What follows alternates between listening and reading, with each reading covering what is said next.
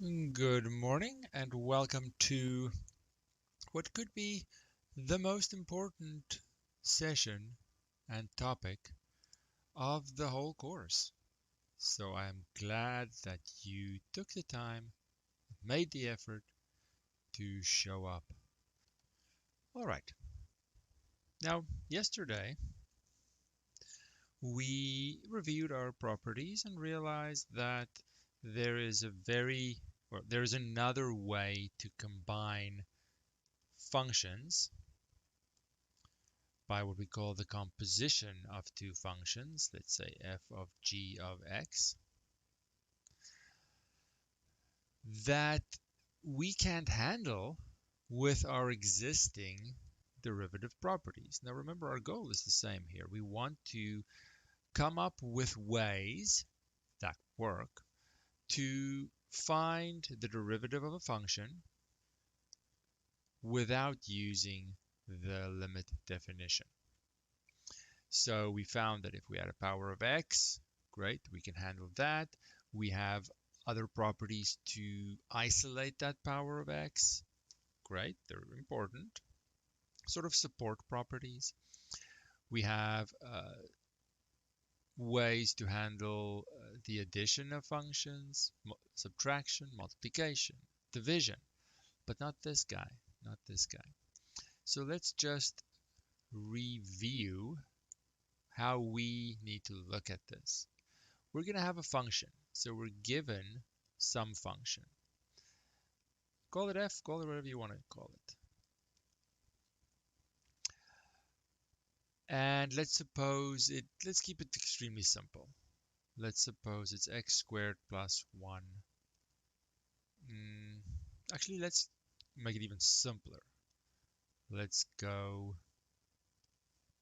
3x plus 1 squared. Let's go with that. Now our goal is to find the derivative. Now you might say, okay, well, in this case, I don't need to see this as a function of a function. I can FOIL it out, great, and then go about my business with my existing properties. Sure, totally could. But what if that power was higher? Do you still want to FOIL it out? I bet you don't. So I'm taking a small example because we have a way to handle it. Let's suppose the old way. Nothing wrong with it, but it relies on the fact that I don't have too many brackets that I need to multiply. So because it's a bracket squared, my old way is to simplify first, and I can definitely handle this.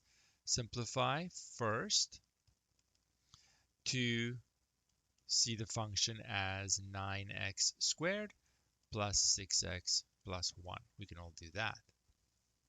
Then we find the derivative with our existing properties.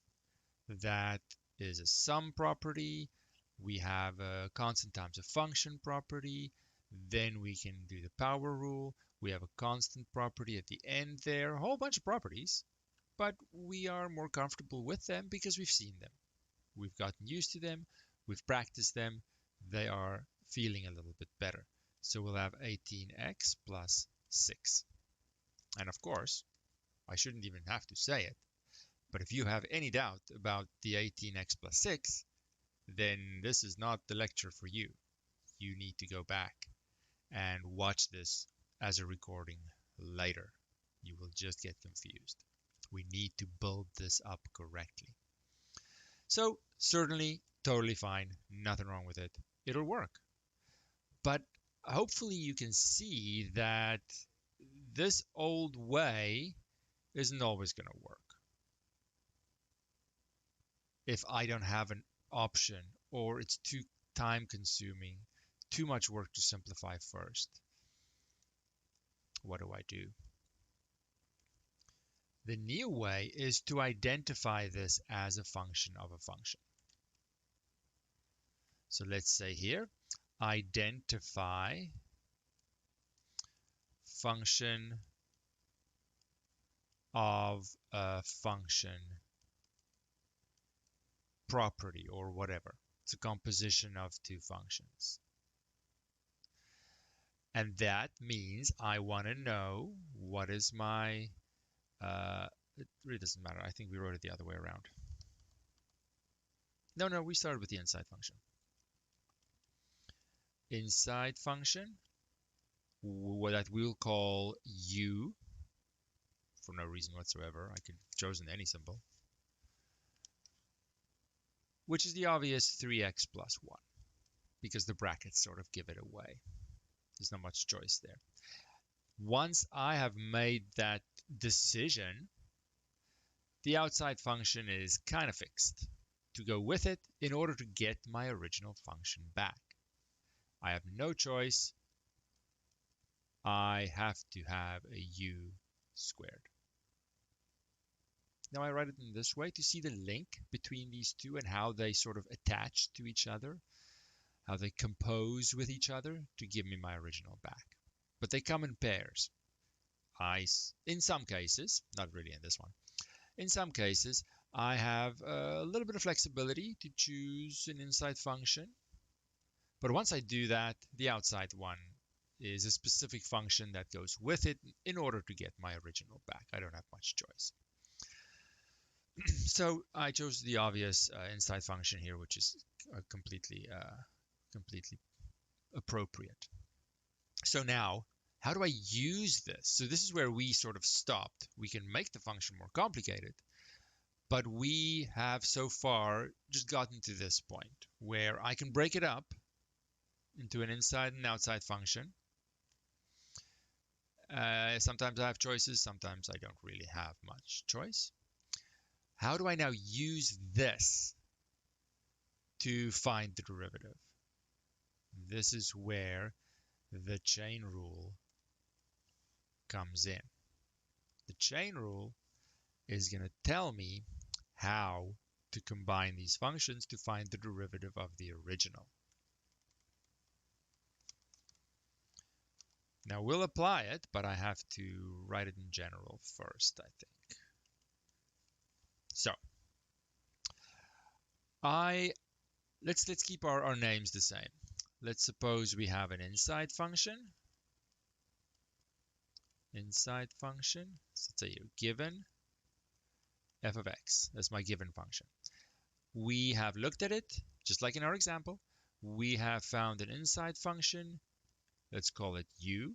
Now note here that u is a function of x, right? It's defined in terms of x's. So I want to maybe just keep that in mind, and I write the brackets with it to remind myself when I talk about u as a function, x is the independent variable. With it will go my outside function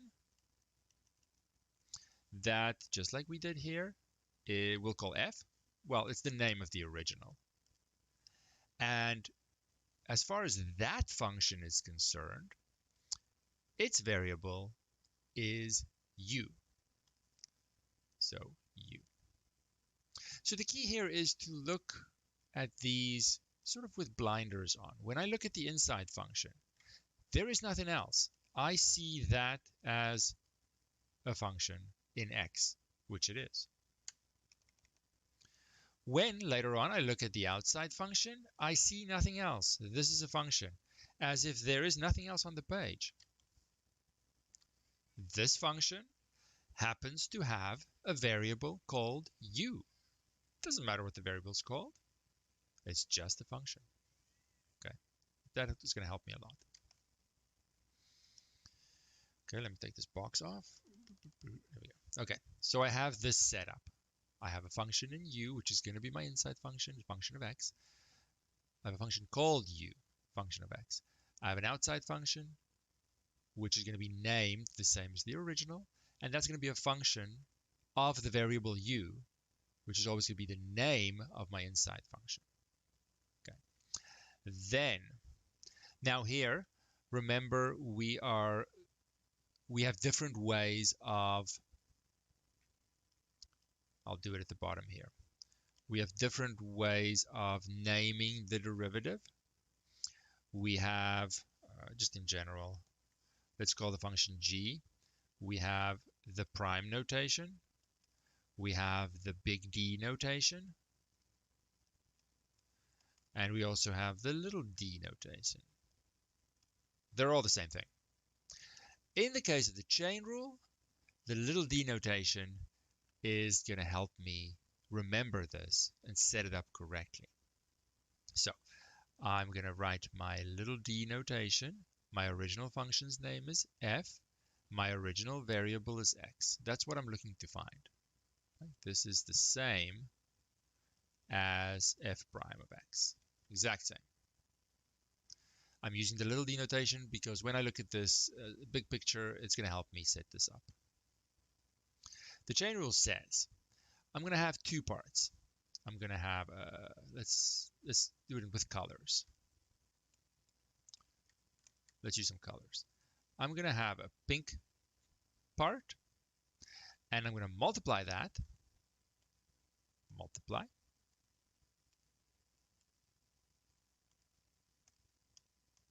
Come on, get away from me. I picked the color, now there we go. And I'm going to multiply that with a blue part. It's going to be two things multiplied together.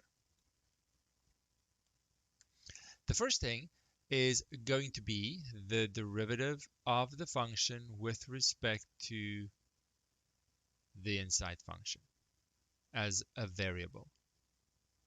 The second part is going to be the derivative of the inside function with respect to the original independent variable. Now this looks much worse than it is, perhaps. Maybe it doesn't look bad, but it looks different to our other properties. Let's at least say that. So let's just see how this works with a specific example. And the more examples we do, the better it's going to get. Okay. So I'm looking for the derivative of my function is called f. The original variable is called x. The chain rule says take the derivative of the function with respect to the inside function variable times the derivative of the inside function. Now, when I do this, I need to look at them separately, meaning when I look at the first guy, I do not care about anything else that is happening here. That'll come later. I look, what do I need to find according to the instructions of this pink box? This pink box says, look for a function f that has a variable u. That is this guy. I literally see nothing else. There is nothing else that I am seeing right now. I look at that function, which has the appropriate function name, the appropriate variable for this derivative. That is all I care about for the immediate future. But of course, other things are written there, so I have to train myself to not look at it. That derivative is 2u. Is everyone happy with the 2u? You came all this way. You can get the advantage of a live session by asking questions in real time that the others do not. Get that advantage. Set yourself apart. It's worth it. There's a benefit to sometimes watching a recording, scroll back and forth, pause, think about it, yes. But if you have questions, you kind of have to wait. Live, ask them now. We are not in a hurry. Ask your questions to you. If you don't ask, I don't know where you're at.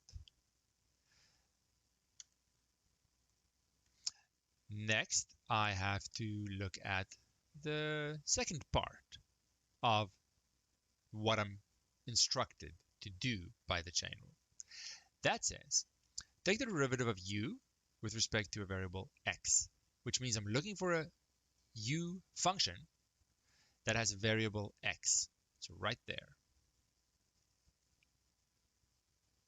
And again, when I do the second part, I see nothing else. I don't care about anything else that I have done. It doesn't exist. And I emphasize that because I've seen many people get confused and overwhelmed because they want to do multiple things at the same time. They need to find the second part of the chain rule, but they're still thinking about the other part, and they look at a combination of things to do something. No, you have to train yourself, put blinders on, and only look at what this piece tells you to look at. You can save a lot of headaches, avoid a lot of headaches if you do that. But it takes training. Look at all these things written down, colors and all kinds of things distracting you. Yet I see none of it? Yes, none of it. You only see the two blue boxes. It takes time. So I have found a function called u. It has a variable x. Its derivative is 3.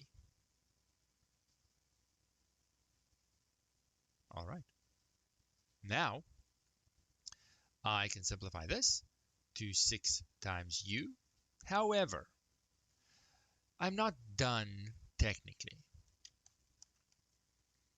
My original function was f and had a variable x. There were no u's in the original question.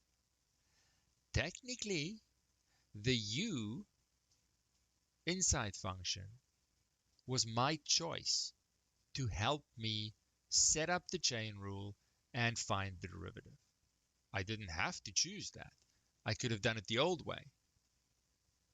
And then my answer is in x.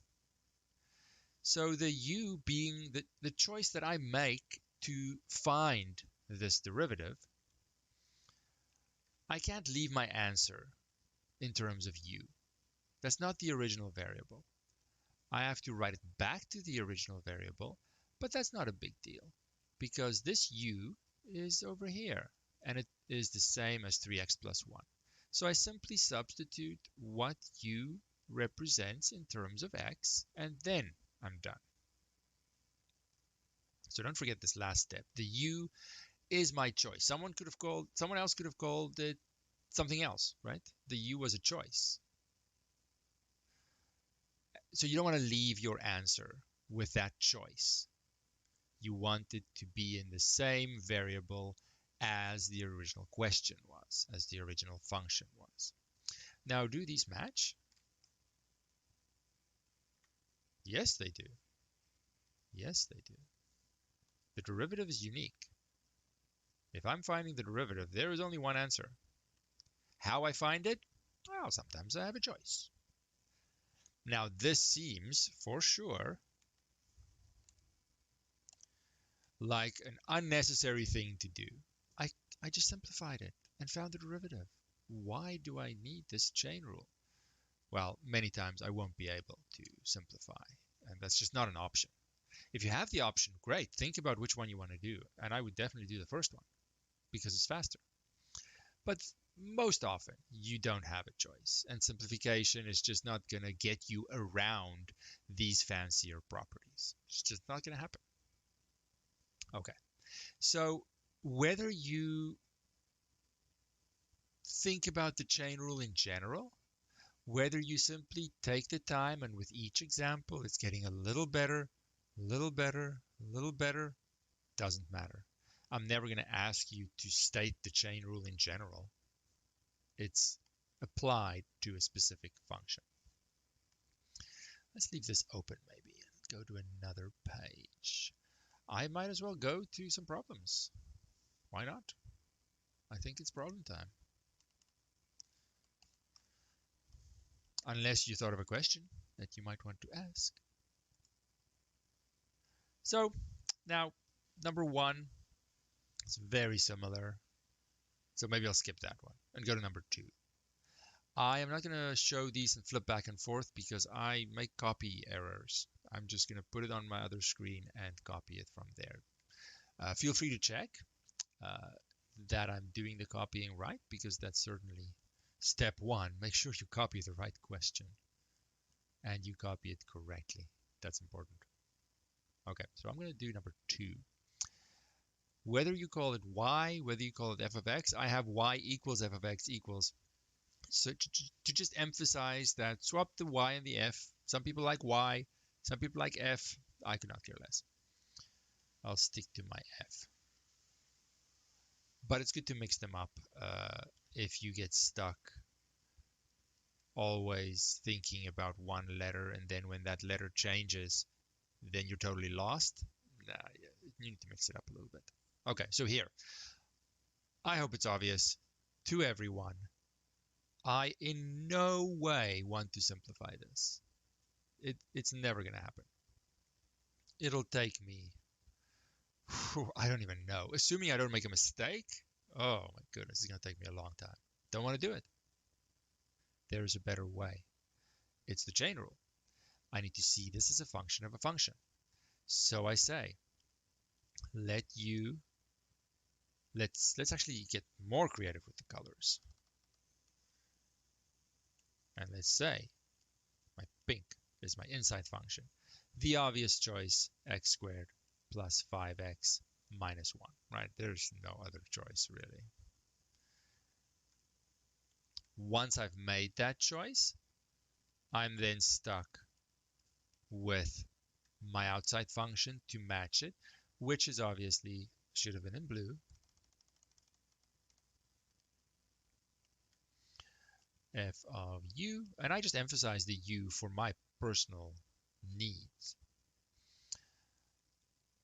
For u to the 8. That's all I need. So the chain rule says f prime, which is what I'm looking for, my notation that helps me set up the chain rule, and I'll say why in a second, comes in 2 parts. First part says, whoops, first part, did I do the colors right? Oh, I swapped them. Man, let's go back. My outside function was pink. My inside function was blue. I don't want to confuse people now if they match answers and try to see similarities. I'm sorry. That was a boo-boo.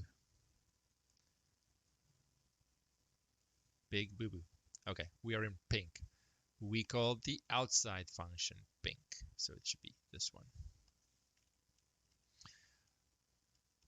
For u to the 8. And then the blue is u. You can call it u as a function of x, which it is. There we go. Back on track. So now the outside function comes first in the setup of the chain rule. When I deconstruct the composition, the inside function, for me, comes first. So it's the derivative of my function with respect to this temporary inside function as a variable that I call u, times the derivative of the inside function, which is, of course, in terms of x.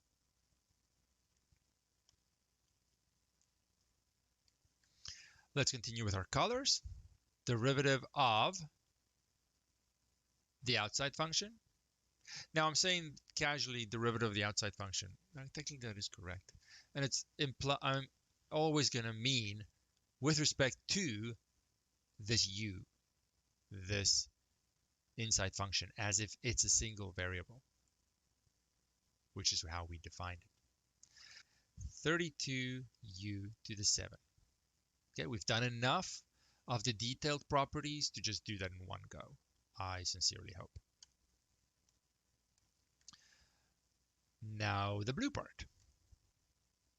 Derivative of u with respect to x. Well, I have the blue. I'm looking at blue. It matches. I'm not looking at anything that's not blue. If it's not blue, I don't see it right now.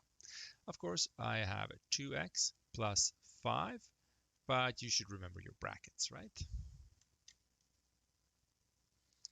So what the chain rule is doing, really, It's taking a fairly complicated function in terms of the composition and how it's built, and it's allowing me to look at two separate derivative questions, a pink one and a blue one.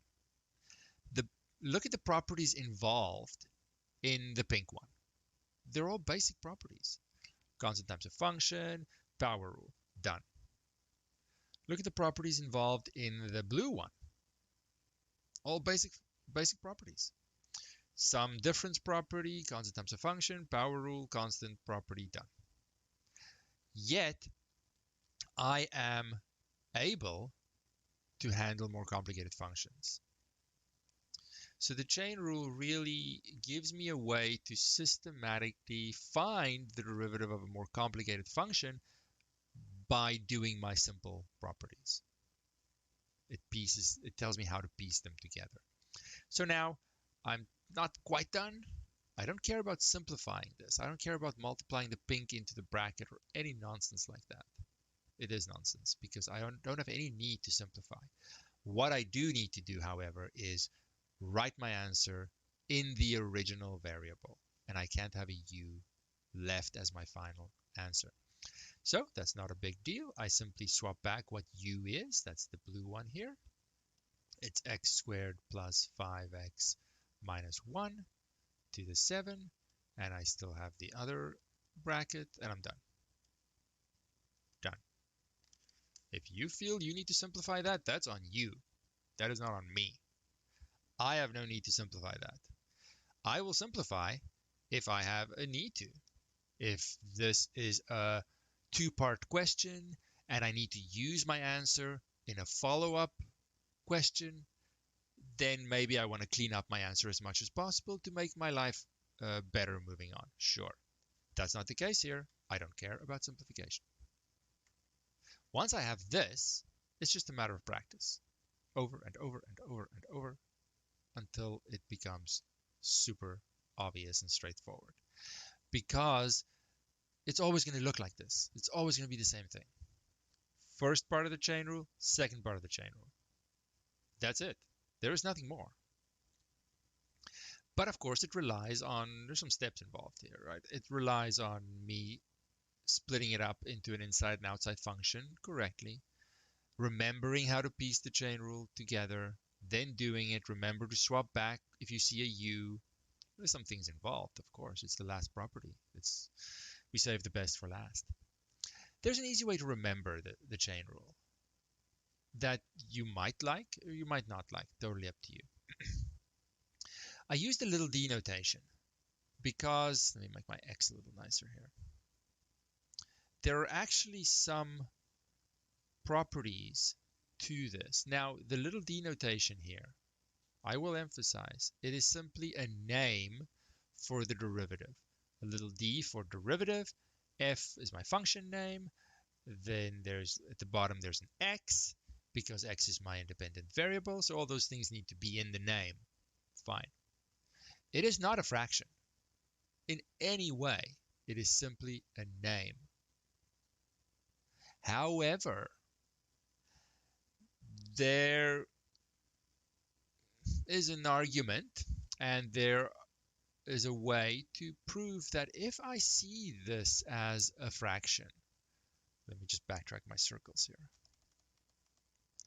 If I forget what this is and I pretend it's a fraction, it turns out that these little guys, they're called differentials, they actually follow the same rules as fractions. I don't want to separate them. This is a name, but they actually can be manipulated in the same way as a numerator and a denominator, which helps me remember how to set up the chain rule.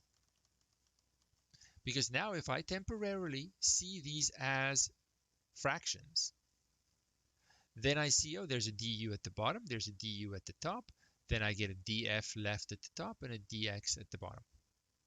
So I can use their fraction properties and cancel common factors like I would for fractions. And if I get the original back, then the chain rule is set up correctly.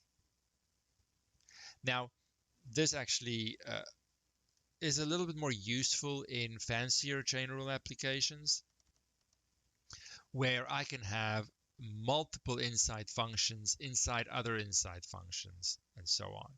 And then setting up the chain rule could be a little bit more confusing. Maybe I have an inside function u, and then in that is an inside function, sorry, that wasn't right, is an inside function v. Then I can have a more elaborate chain rule and check it by thinking about it as a fraction and getting the originals back, chain rule set up right. We're not going to do that. It is how it works. We are never going to need to do that. We'll just do it in two pieces, a first part of the chain rule and a second part of the chain rule. But it might help you to use this fraction trick to make sure that you set up the chain rule correctly. Let's get rid of all that stuff. Oh, that's as far as I can undo, so I don't want to see any of that and make anyone confused. So use the fraction trick. Don't use the fraction trick. I don't care. It is there. Maybe you like it. Maybe you don't. I don't know. It's up to you. Personal preference. Let's practice some more. Let us see what is up. All right, I'm going to stick to problem 6.1 for today. I don't know which one to do. I don't want to go too fast. We have 15 minutes left. Let's go number 4. Again, I'm just totally guessing. You might not be ready for ones we've done or we're going to do. Maybe you are. Maybe it's too slow. Maybe it's too fast. I really don't know. I have my function. My function is square root of 3x squared minus 1. Now here is an example where there's really no obvious way without some advanced concepts to simplify this guy and get around the chain rule. It's simply not going to happen. It's just not going to happen. You need to use the chain rule. So I will. Maybe, I don't know if you guys like the color. We're going to stick to the color, at least for a couple. Won't make the mistake of the wrong color at the wrong place this time. My inside function, I will call it u. It's obviously going to be a function of x. I don't really write that, though you can. It's the obvious choice, 3x squared minus 1. We'll come to functions that have different choices. Maybe what day is it? It's Friday, so maybe Monday. Yeah, we'll make this a little bit more complicated then. We have another session set aside for chain rule because it is so important. It takes time. So it's good that it's over a weekend. You can think about the basics and then see how you go into 6.2 and then see if you have any questions, and then we can figure it out and make everything clear on Monday as well. So once I have the choice for my inside function, outside function's done, right? There is no choice here. It's the square root of u. Okay, no problem. We spent all of yesterday making sure we can split these up. So chain rule says I jump between notations for my derivative as I want to. It really doesn't matter to me. But for the chain rule, I am always going to use the little d notation because of that fraction trick. I can verify to myself very quickly whether or not I'm setting up the chain rule correctly. And the prime notation, no, there's no guarantee that I'm setting it up. I've seen the prime notation in more complicated situations, fair enough, be very confusing, and people can make mistakes when they don't even realize it because the variable in question for the derivative isn't always obvious. So this little d notation makes it obvious. That's my function f. That's the variable x. I want to be pink, right? Derivative of the outside function. And you see its variable is u times derivative of the inside function. And you see its variable is x. So these are completely separate derivatives.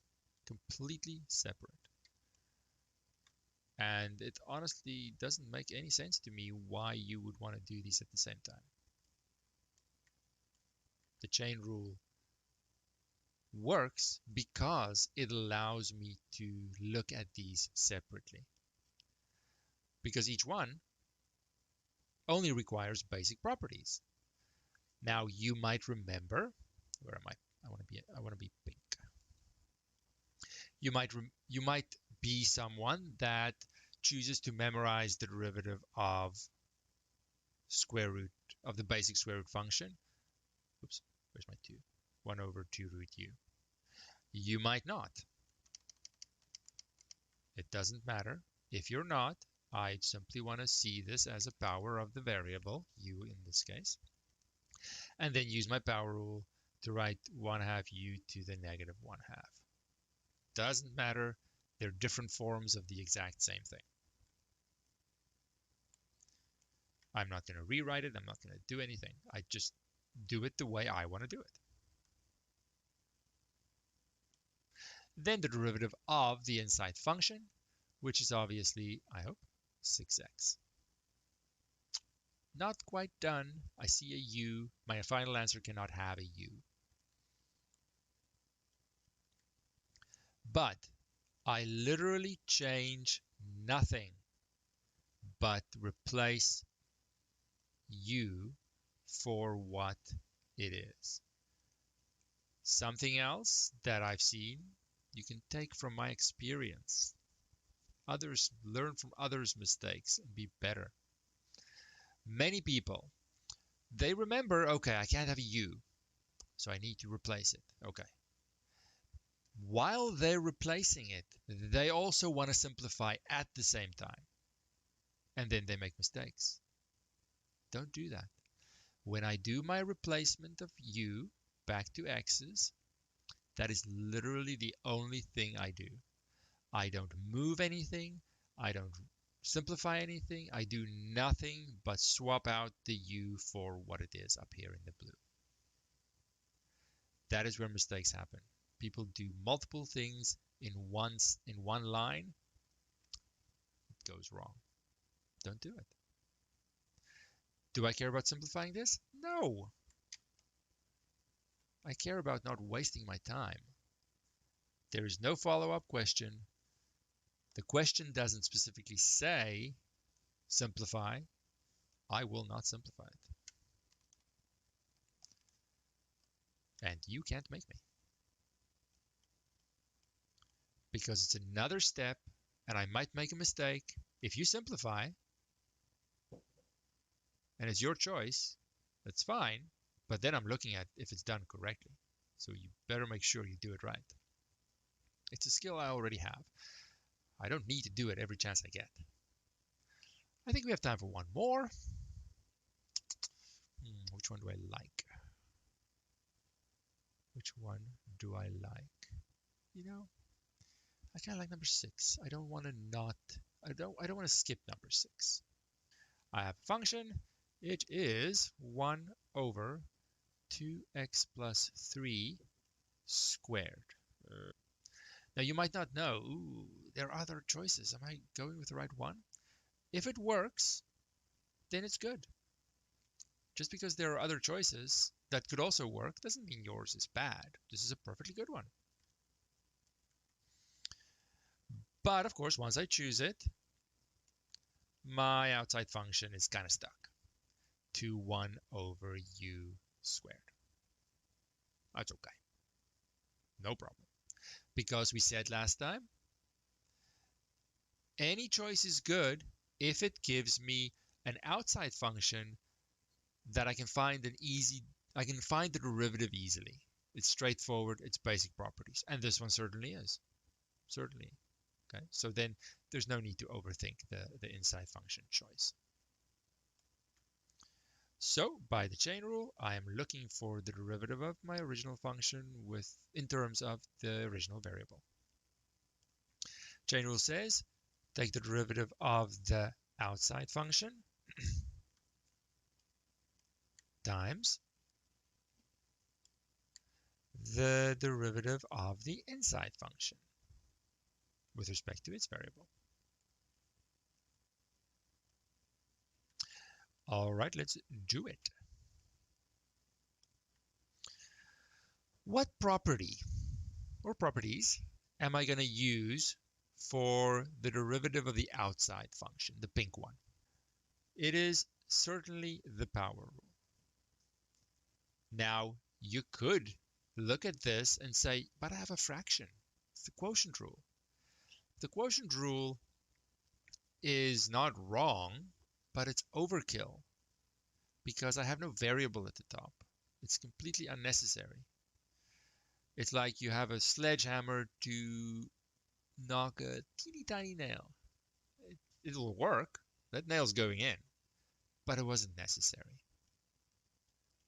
Always aim for the simplest rule that you can to avoid mistakes. So seeing it as just the power of u, which I totally can, it's negative 2u to the negative 3. No problem. There are people, I can't say I understand them, but there are people that use the quotient rule for this. It won't be wrong, but why? Why would you do that? I don't know. I can't think of any good reason. But it would work. Always go for the path of least resistance. Simplest. Derivative of u, or just 2. I'm very close to being done, but not quite. Because I see a u, I need to replace it with its equivalent x representation. So I now make a point, I change nothing. Literally nothing but the u. I don't put the 2 in front, I don't do anything, because that's where mistakes come. Should I put the 2 in front and make it a negative 4? Should I put the bracket underneath in the denominator and make it cubed? That's up to you. I don't care. I'm done. I've moved on with my life. Totally up to you. So feel free to simplify. If you have strong feelings towards simplification, I don't want to stand between you and your love for simplification. But when you do it, it better be right. All right. Any questions at this time at the problem book?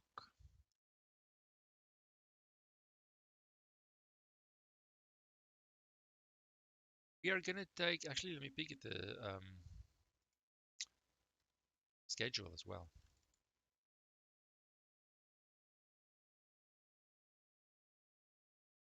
After reading break, we will pick up right here with another session where we just practice some chain rule. Because reading break doesn't always help me to remember. It's really hard for me to come back after reading break. It does more harm than good for me personally.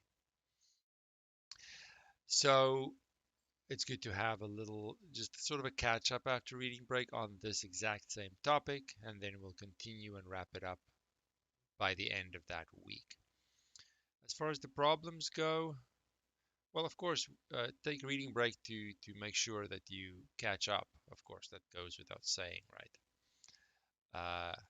Should always, it's a good thing. I wish reading break was in the fall semester. That would be lovely, just to have a little breather and catch up, because it's hard. The most important thing is to not fall behind. That is the most important thing, especially as we go into the third part and the last one. Whew, so important.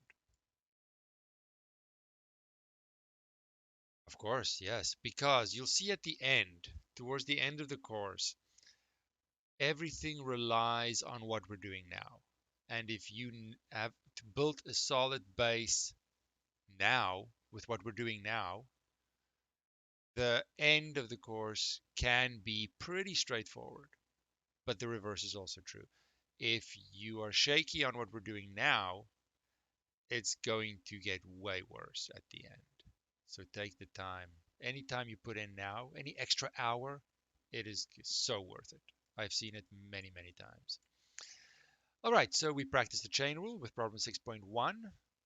Of course, look at the uh, official textbook exercises, of course, as well, right? There are suggested exercises you can do.